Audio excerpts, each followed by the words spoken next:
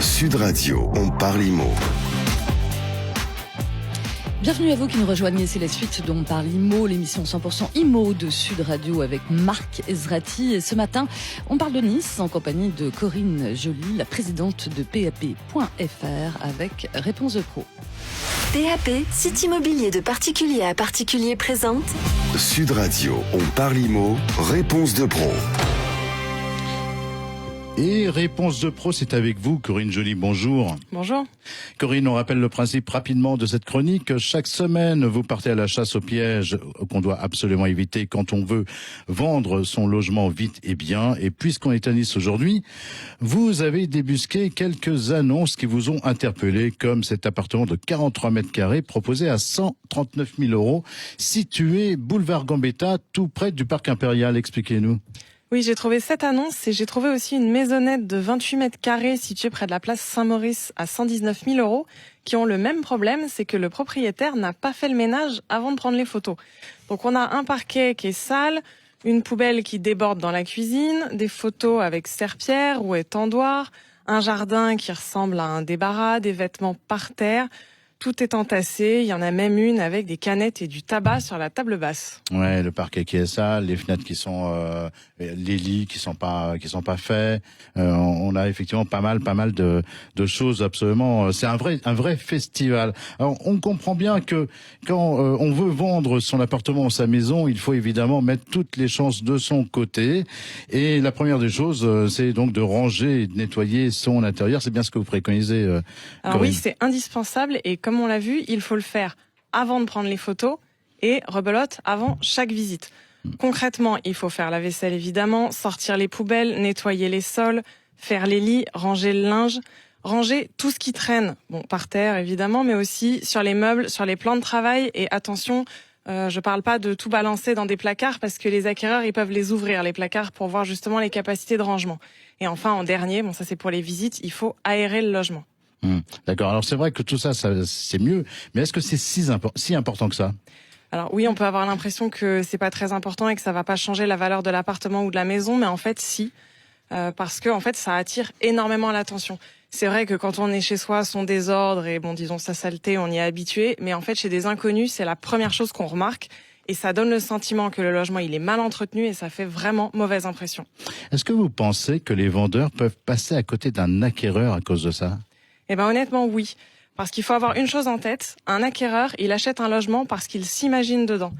On a vu là dans les annonces que j'ai montrées une maison à Nice, donc c'est vraiment intéressant, c'est une maisonnette et là ça cible des acquéreurs qui sinon sont plutôt sur ce genre de surface sur des appartements. Donc le jardin, c'est vraiment l'occasion de générer un coup de cœur pour les acquéreurs, il faut qu'ils se disent c'est génial, on pensait avoir un appartement mais finalement on va avoir une maison, on va pouvoir prendre notre petit déjeuner au soleil. Sauf que là le jardin qu'on voit sur la photo, ça ressemble à un débarras. Donc l'acquéreur, il va pas se projeter. Et quand on se projette pas dans un appartement, on l'achète pas. On l'achète pas. Ok, donc si vous avez, chers auditeurs de Sud Radio, un logement à vendre, prenez bien soin de bien ranger votre logement, de nettoyer avant chaque visite ou avant de faire chaque photo pour la vente. Oui, et une dernière chose, personne ne peut le faire à votre place. Là, les deux annonces qu'on a vues, c'était des annonces qui étaient en agence immobilière, mais si au moment où l'agent vient prendre des photos, vous n'avez pas fait le ménage, l'agent immobilier, il va pas se transformer en monsieur propre, donc c'est vraiment à vous de le faire. Vous l'avez bien rappelé, Corinne, les agents immobiliers, leur métier, ce n'est pas de faire le ménage chez le vendeur. Merci beaucoup, Corinne Joly, pour tous ces conseils. On rappelle que sur le site PAP.fr, nos auditeurs pourront trouver de nombreux conseils pour vendre ou acheter un bien immobilier. On vous retrouve avec très grand plaisir pour un nouveau coaching IMO la semaine prochaine, à Paris cette fois. Merci. À très bientôt. Réponse de Pro, c'est terminé pour aujourd'hui. Sud Radio, on parle IMO, le journal. avec le-partenaire.fr, le portail immobilier 100% digital qui regroupe annonces, financement et assurances.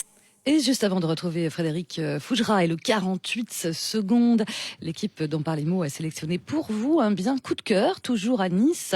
Marc, vous avez sélectionné un appartement situé dans le quartier Californie. Exactement, Laurence. En effet, Notre coup de cœur de la semaine, ça concerne un bien proposé par Sonia Gallo. Elle est consultante immobilier chez Efficity. Il s'agit d'un très bel appartement de 75 mètres carrés situé dans le quartier Californie à Nice, à 2 pas de la promenade des Anglais, dans un secteur où vous trouverez toute commodité à proximité immédiate.